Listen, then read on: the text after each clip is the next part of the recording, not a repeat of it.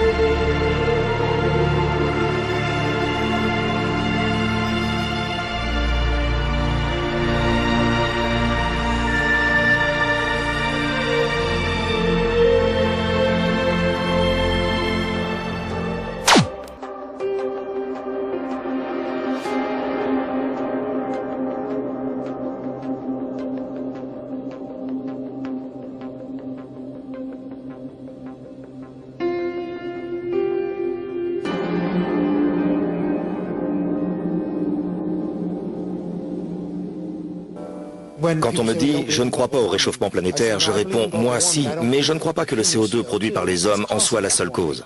Si vous m'aviez posé la question il y a quelques années, je vous aurais dit c'est le CO2.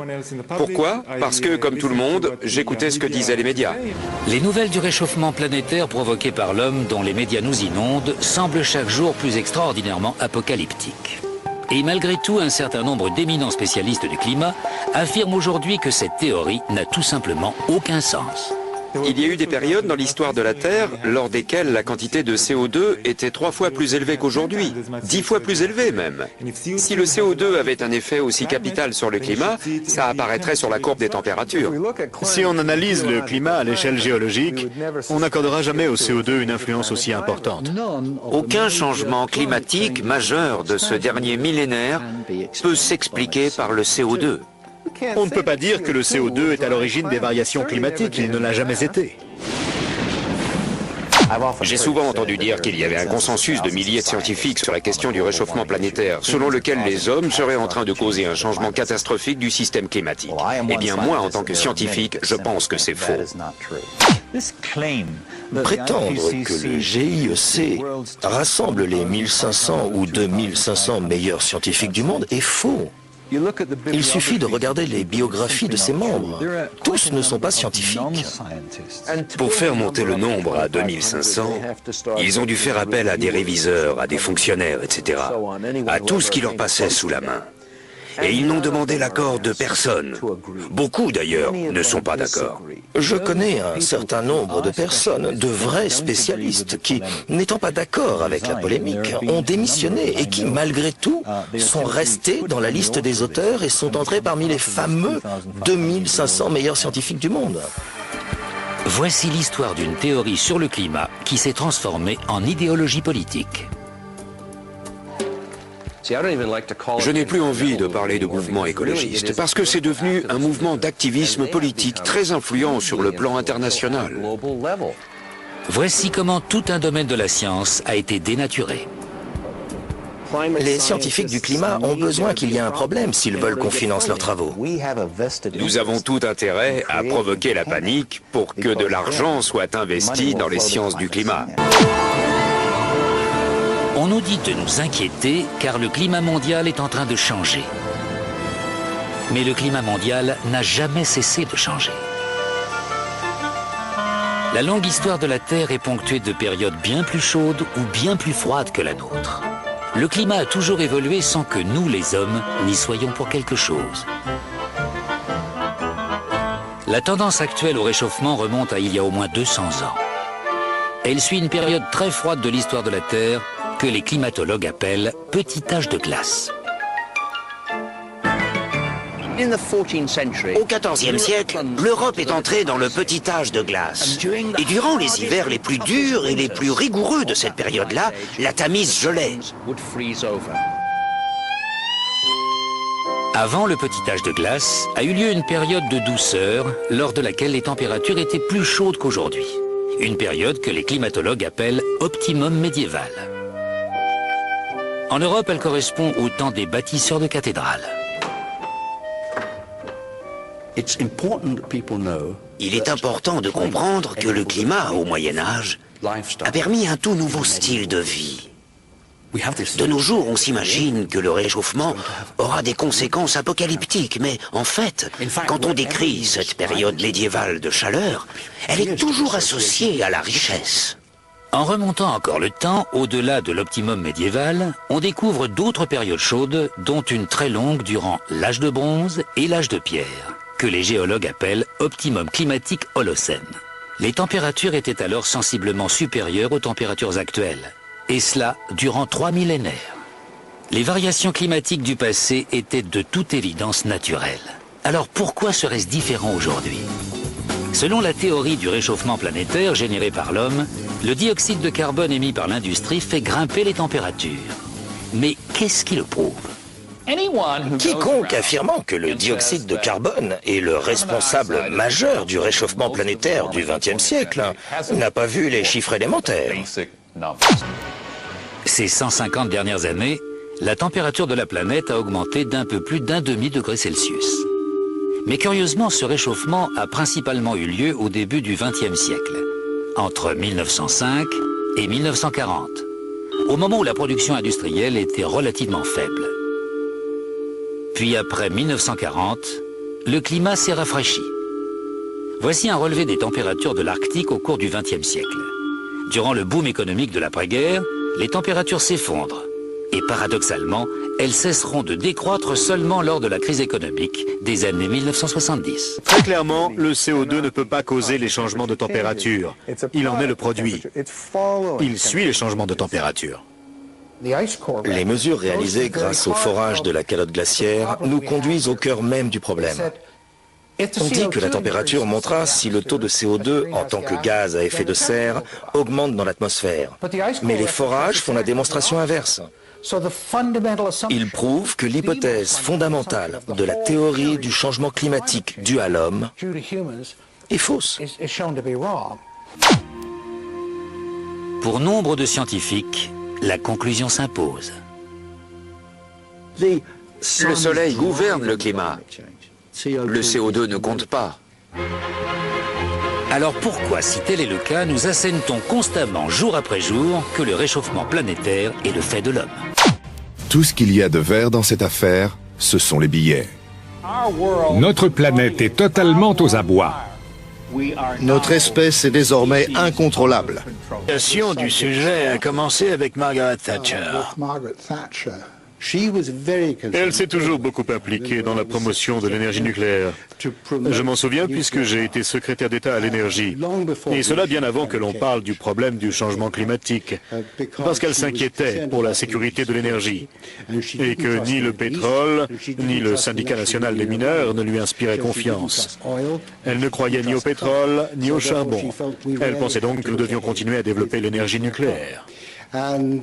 Puis, quand la théorie du réchauffement climatique planétaire est apparue, elle a pensé « c'est parfait ».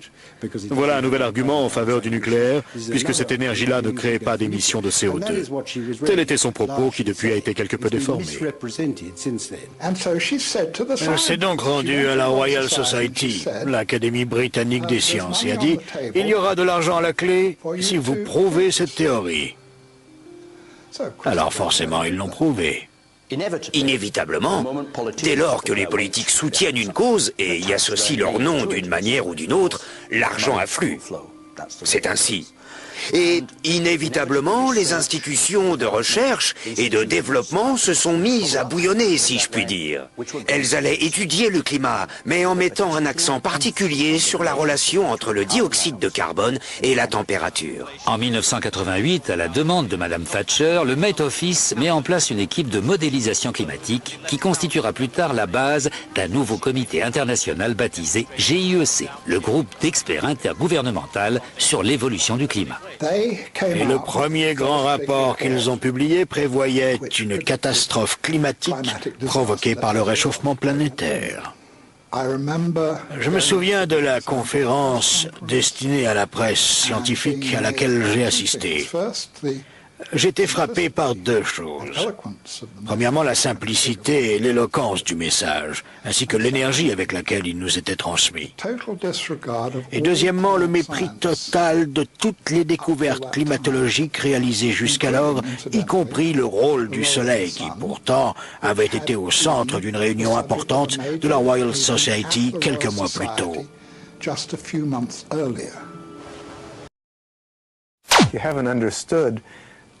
Faute d'une bonne compréhension du système climatique et d'une mise en corrélation de toutes ses composantes, les rayons cosmiques, solaires, le CO2, la vapeur d'eau, les nuages, votre modèle ne vaut rien.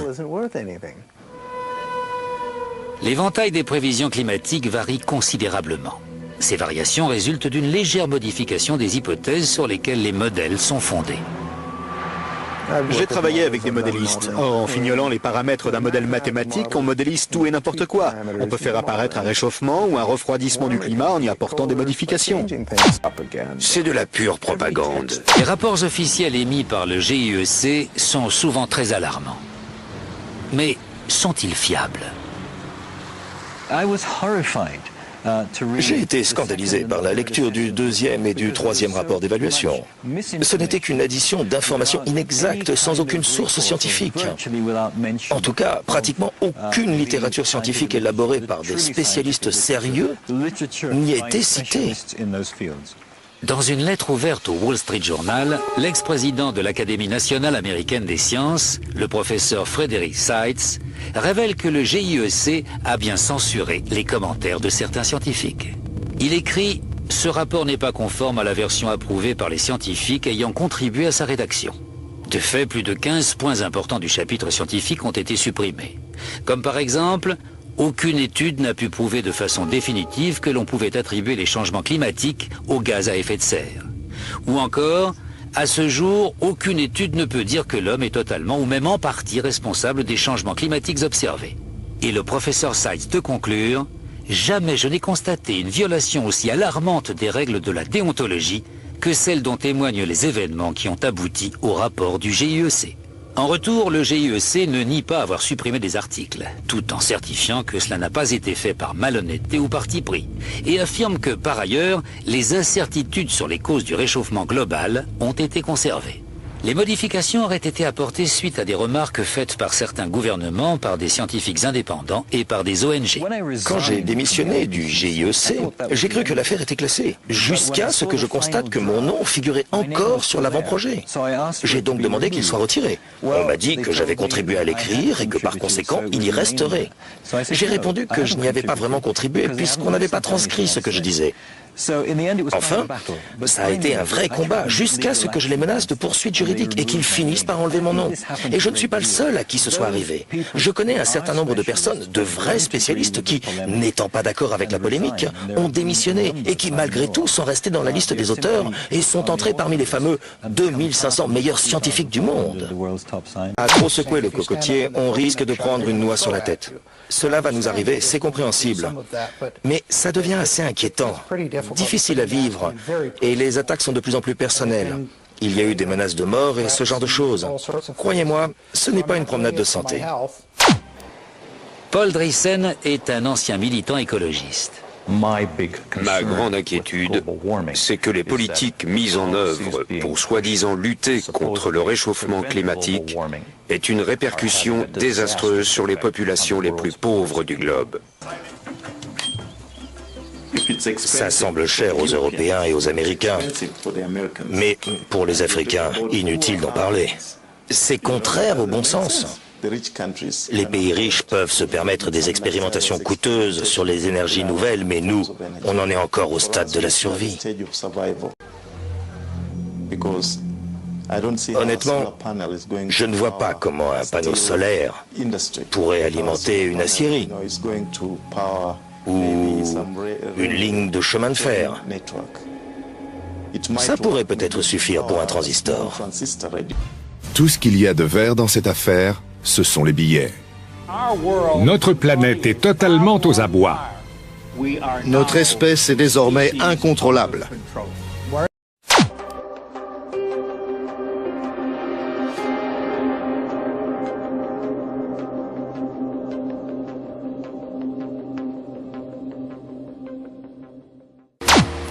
L'effet de serre n'est qu'une composante du système climatique de la Terre.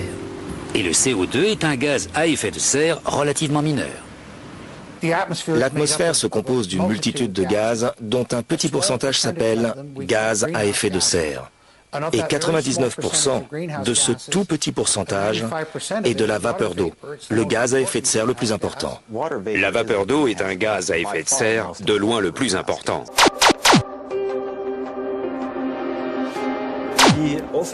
La question à laquelle nous consacrons une grande partie de notre travail est la suivante. Comment des nuages de type cirrus se forment-ils à partir de fines traînées de condensation? Nous avons ici un cas extrême. Il s'agit d'une photo satellite de l'Europe centrale prise en 1995. En haut de l'écran, on voit le Danemark. Ici en bas les Alpes et l'Allemagne au centre. Toute l'Allemagne est tapissée de traînées de condensation. Entre ces traînées se trouvent des zones de couleur blanche. Ce sont des nuages de type cirrus qui se sont formés à partir des traînées de condensation. Sans le trafic aérien, ces nuages ne seraient probablement pas apparus.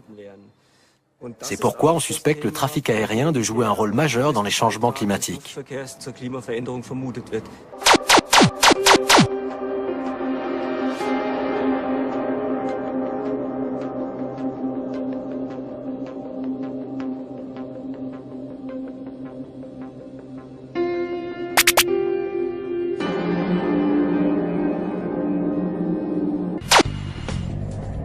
L'idée serait d'exploiter 3 aéroports existants situés près de l'équateur.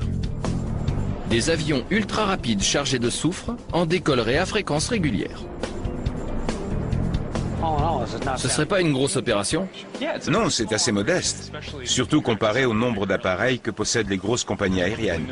Il y a des milliers d'avions dans le ciel en ce moment, partout dans le monde. Eureka! Un moyen de refroidir la planète instantanément. Mais si j'ai bien appris une chose dans cette histoire, c'est que tout a un prix.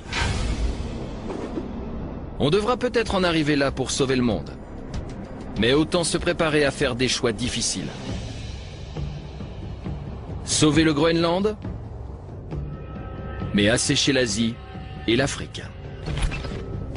Vivre avec un ciel blanc et des couchers de soleil sulfuriques pour sauver des eaux New York ou Bombay. Cette opération pourrait porter ses fruits en quelques semaines. J'avoue que c'est tentant.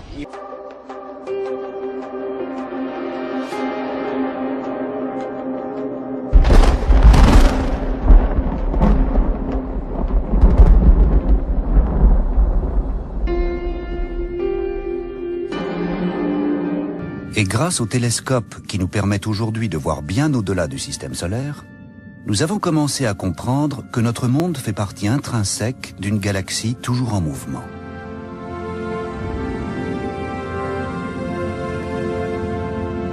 Et une idée nouvelle se dessine. Cette galaxie pourrait agir sur notre système climatique d'une façon que nous ne soupçonnions pas.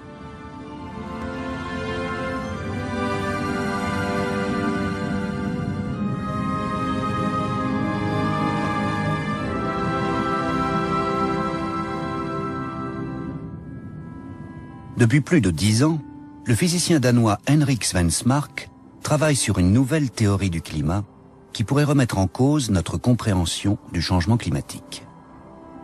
Tous les processus qui se produisent dans notre univers des explosions stellaires aux grandes variations d'intensité de l'activité solaire, nous touchent de façon beaucoup plus directe que nous ne le pensions.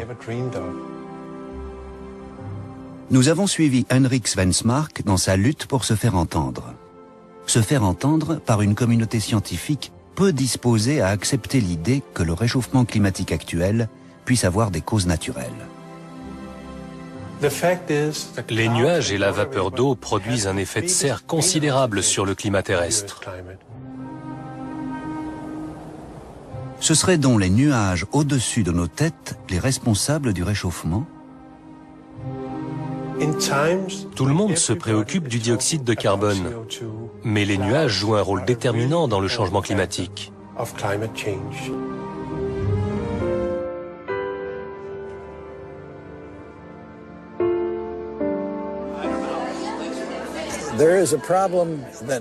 Nous sommes confrontés à un problème somme toute récurrent. Les idées novatrices sont rarement bien acceptées par les milieux scientifiques.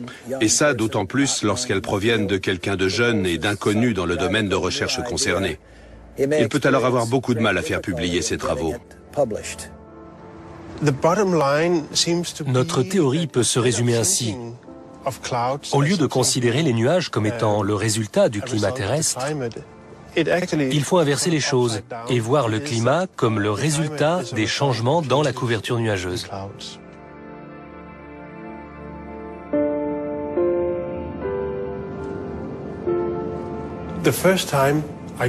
Pour la première fois, l'intuition de l'importance des nuages dans le climat terrestre lorsque mon patron, Egil Friis Christensen, a découvert une remarquable corrélation entre l'activité solaire et les températures terrestres.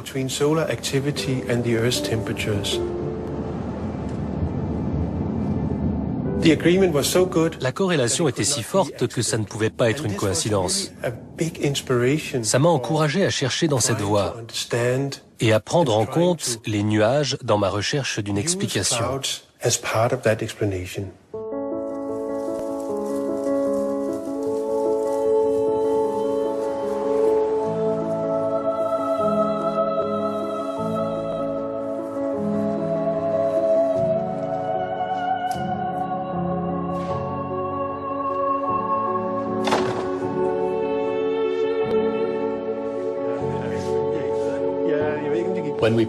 Quand nous avons publié ces travaux en 1991, tout le monde pensait que le réchauffement des 100 dernières années était dû avant tout à l'augmentation du dioxyde de carbone du fait de l'activité humaine.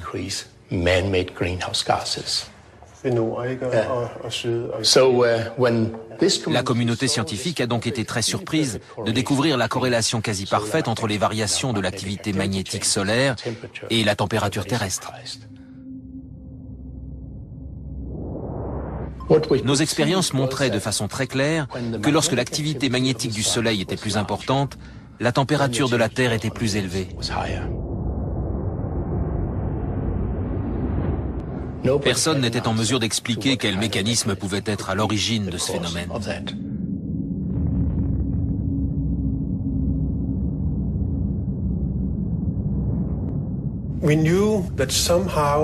Nous savions que d'une manière ou d'une autre, l'activité magnétique du Soleil devait avoir un effet, direct ou indirect, sur le climat terrestre. Mais comment ça fonctionnait demeurait un vrai mystère scientifique. Et puis un jour, quelqu'un est entré dans mon bureau en parlant du rayonnement cosmique.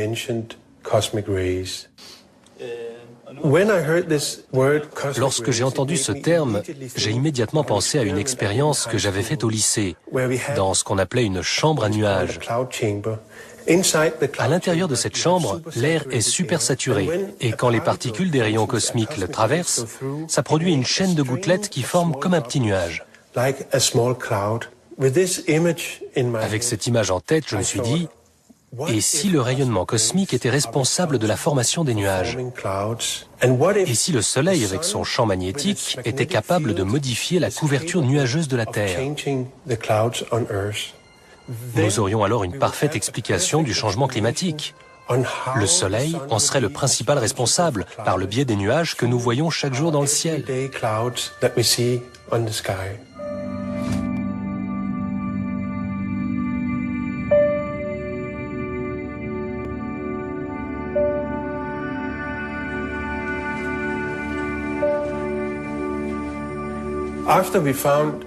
Quand nous avons découvert le lien entre le rayonnement cosmique et les nuages, nous avons tout d'abord pris en compte toute la couverture nuageuse.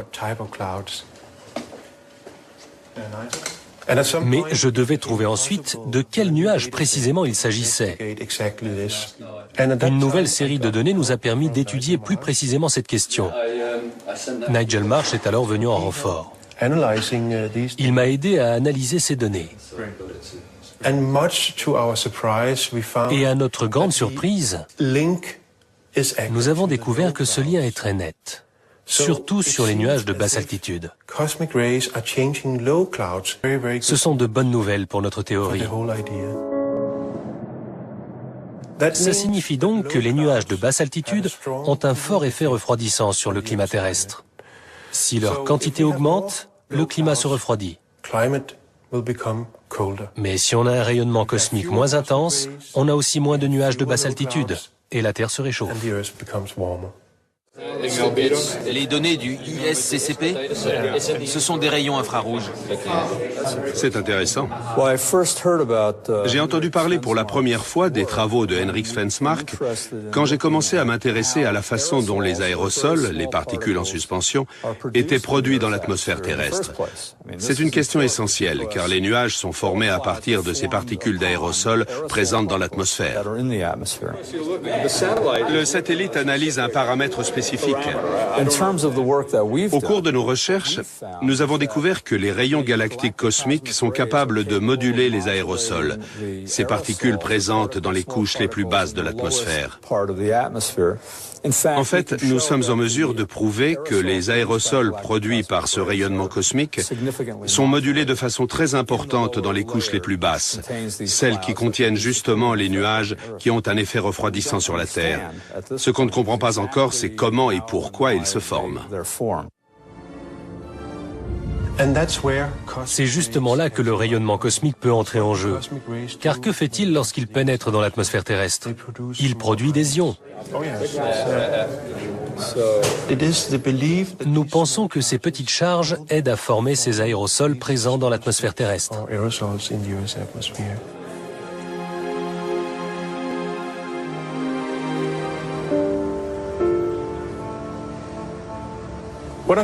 Je vais vous parler du rayonnement cosmique. Ce sont des particules chargées d'énergie. Elles pénètrent dans l'atmosphère terrestre et on est même capable de les mesurer. Quand l'activité solaire est à son maximum, on constate que peu de rayons cosmiques pénètrent dans l'atmosphère terrestre.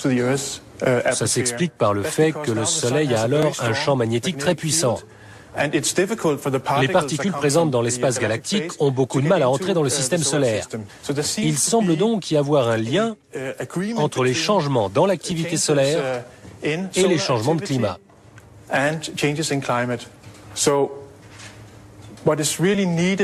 Il faut donc que nous arrivions à prouver de façon expérimentale si oui ou non ce lien existe et comment il fonctionne. Tout laisse à croire que nous serons bientôt en mesure de pratiquer prochainement une expérience de ce type. J'aimerais juste dire que cette expérience est excessivement mal conçue et témoigne d'une méconnaissance totale de la façon dont se comportent les nuages. Quel que soit l'angle sous lequel on la considère, elle est très mal conçue et ne vous apprendra rien sur ce qui se passe dans l'atmosphère. Je ne suis pas d'accord. Je précise que les gens qui travaillent avec nous sont des experts en aérosols et en chimie atmosphérique. Ils savent donc de quoi ils parlent. Et je sais qu'eux aussi seront en désaccord avec vous. Je sais qu'il y a des points de vue différents sur la question, mais le vôtre est extrême.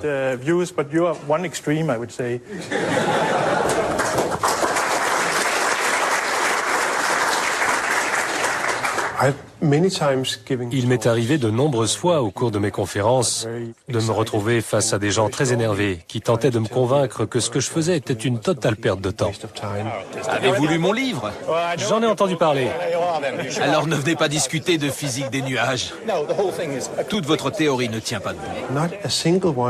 Personne ne m'a opposé un argument scientifique qui m'ait convaincu qu'il n'y avait pas d'intérêt à poursuivre mes recherches. Quel intérêt y a-t-il à faire cette expérience? Il y a eu plusieurs articles sur les noyaux de condensation des nuages, sur leur origine exacte, sur leur mode de formation. On sait tout ça? Non, d'après ces gens, nous ne le savons pas. Qu'ils lisent les articles là-dessus. J'ai réalisé que si l'hypothèse était correcte, si le rayonnement cosmique avait bien une influence sur la couverture nuageuse et le climat, ça voulait dire que les variations qui proviennent de toute la Voie lactée devaient aussi jouer un rôle sur notre climat.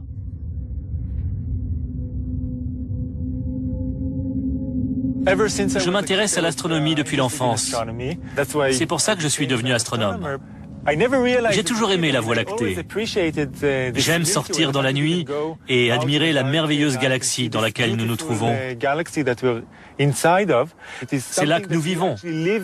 Tout ça a une influence sur nous, sur le climat de la Terre. Et ça doit être pris en compte si on veut comprendre les variations climatiques du passé.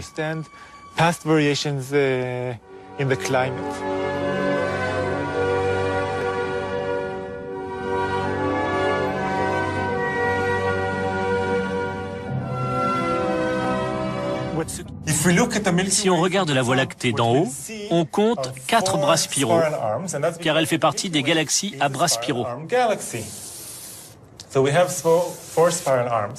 Nous-mêmes, nous sommes situés ici, sur un bras plus petit. Nous faisons le tour du Soleil en 1 an, mais tout le système solaire tourne autour de la Voie lactée en 250 millions d'années, ce qu'on appelle une année galactique. Ça signifie que tous les 150 millions d'années, quand on traverse un bras spiral, la température tombe de 5 à 10 degrés. Quand on est en dehors du bras, il fait plus chaud.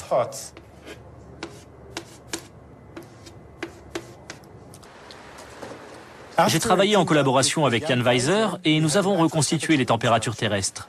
On a découvert que la température était plus froide de 5 à 10 degrés quand on était à l'intérieur d'un bras spiral de la galaxie.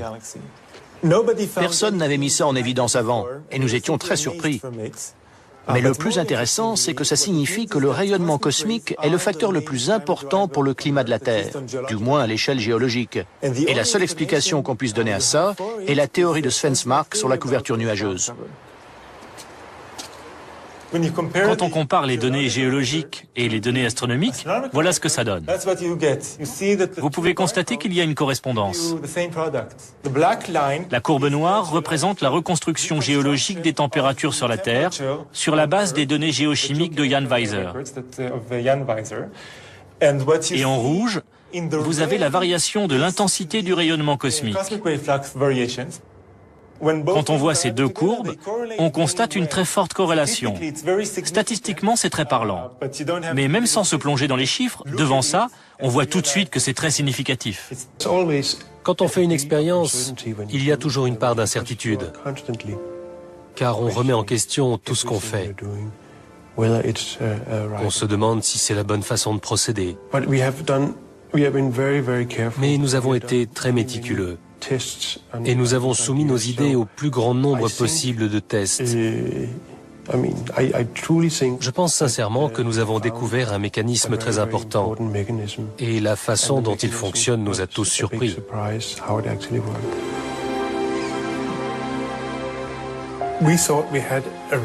Nous pensions avoir fait une découverte majeure en mettant en évidence comment le rayonnement cosmique influe sur la couverture nuageuse et par là même sur le climat de notre planète. Mais pour des raisons mystérieuses, nous n'avons pas réussi à faire publier nos travaux. Nous les avons présentés à 4 reprises à plusieurs revues scientifiques, mais nous n'avons pas réussi à faire publier nos résultats.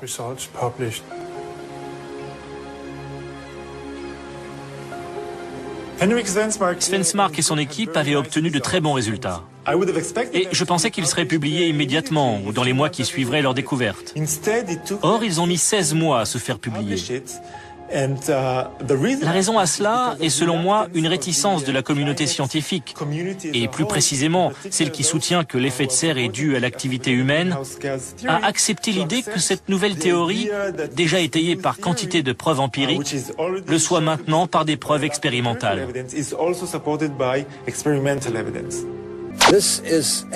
Ce sujet prend une nouvelle dimension, car le réchauffement climatique est devenu un enjeu politique. Ça devient soudain politiquement incorrect. Aux États-Unis, il y a de très bons travaux de recherche sur le réchauffement climatique qui ne sont pas publiés uniquement parce que quelqu'un en a décidé ainsi. Après plus d'un an d'attente, nous avons réussi à faire publier nos travaux dans la revue de la Royal Society.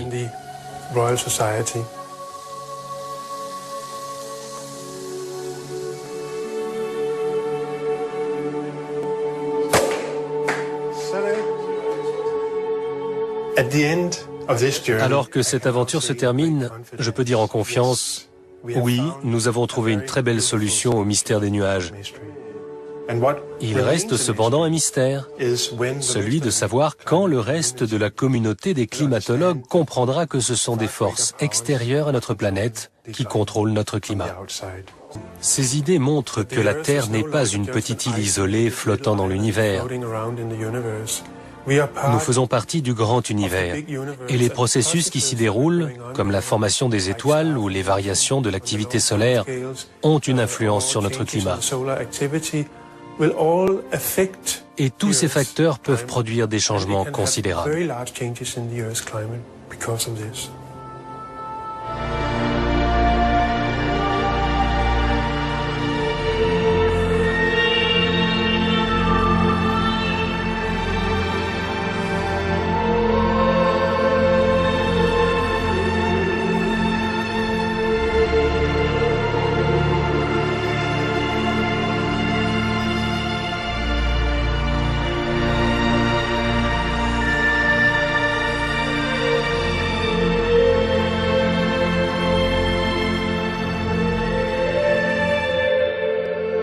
Notre planète est totalement aux abois.